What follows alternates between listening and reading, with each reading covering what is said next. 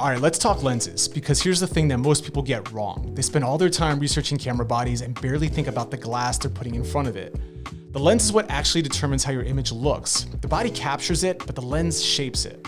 Two people can have the exact same camera and get completely different results based on the lens they're using.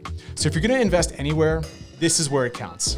For food and drink content specifically, you wanna live in the middle range of focal lengths. You're not shooting landscapes and you're not shooting wildlife, you're getting close to your subject. You're showing texture and detail, but you're not so close that things start looking distorted and weird. The 50mm f1.8 is where most people start.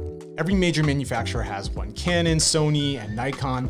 They all are around $200 to $400, and this lens does a lot of heavy lifting. It's wide enough to capture a full table scene, a portrait of a chef, or a cocktail pour, but tight enough to isolate a single plate or a single cocktail. The f1.8 aperture means that you can blur the background out beautifully, which instantly makes your subject pop, and the whole image feels more intentional. If I could only shoot with one prime lens for the rest of my career, I'd probably pick something in this range. It handles about 70% of what you'll ever need to shoot in this space.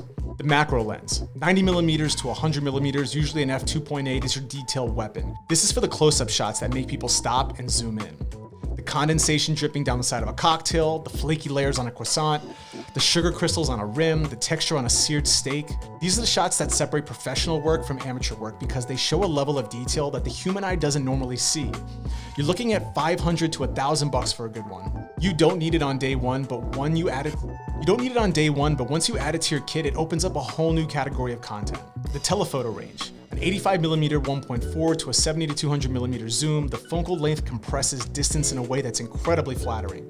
If you're shooting restaurant events with people interacting with food or lifestyle shots with bartenders or guests, this is what makes those images look and feel supreme. It creates a shallow depth of field that separates your subject from the background in a way that just looks great. You're spending around $600 to $1,500 here depending on what you go with, but if you're doing any event or lifestyle work alongside your food content, it's worth every penny. Now, if you're shooting on a phone, you got your built-in lenses, your digital zoom. It's not the same as dedicated glass, but the phone manufacturers have gotten really good at computational zoom, and the portrait modes are doing a solid job of simulating that background blur. It's not a replacement, but it's a starting point you can absolutely work with. One thing I want to flag, stay away from super wide-angle lenses for food. Anything in the 14 to 24mm range is going to distort your plates. It's going to stretch your glasses, it's going to make everything look unnatural. Wide angle has its place for interior photography, but it does not do food or drinks any favors. If your dish looks weird and you can't figure out why, check your focal length. That's usually the problem. This kind of lens will come into place when we tackle shooting the space, but until then, don't worry too much about it.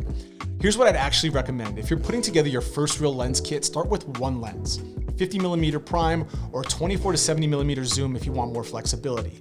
Learn that lens inside and out. Shoot everything with it. Understand what it does at different apertures, at different distances, in different lighting. Get to the point where you know exactly what you're going to get before you look through that viewfinder. Then add a macro when you're ready for the detail work, then add a telephoto when you're doing more lifestyle and event content.